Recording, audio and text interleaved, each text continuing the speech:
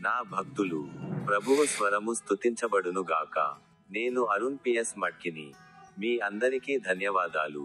ఈ రోజు ఏప్రిల్ 3వ రోజు. ఇది 2025 సంవత్సరంలో 4వ నెల. సెయింట్ అన్నా గర్ల్స్ స్కూల్ హాస్టల్ అమ్మాయిలకు ఈరోజు 2వ రోజు. 2 ఏళ్ల పాటు ఒక్కసారి కూడా లైన్లు సేవ్ చేయకూడదని నేను ఆలోచించాలా? ఆయన చెప్పిన మాటలలో ఒకటి బైబిల్ వచనం ఆధారంగా చెప్పబడింది. 1 కొరింథీయులు 2వ అధ్యాయం నుండి 11వ వచనం వరకు. ఒక మనిషిలోని విషయాలు ఆ మనిషి అంతరంగ ఆత్మకే తప్ప మరెవరికి తెలుసు? అలాగే దేవుని సంగతులు దేవుని ఆత్మకే గాని మరి ఎవనికిని తెలియవు.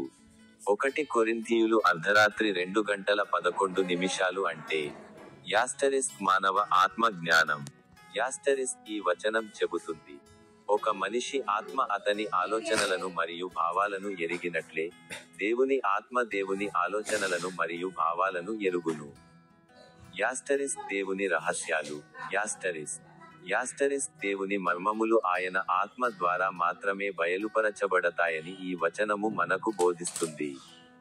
మానవుడు తన సొంత తెలివితేటలతో దేవుని రహస్యాలను గ్రహించలేడు.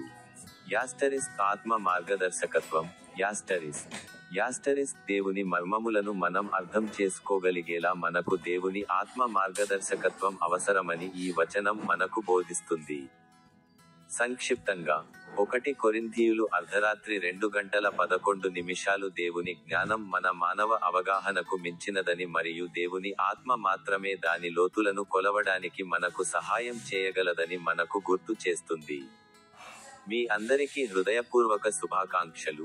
ఇప్పుడు నా యూట్యూబ్ ఛానెల్ లోని స్టింగ్ బటన్ పై క్లిక్ చేయడం మర్చిపోవద్దు.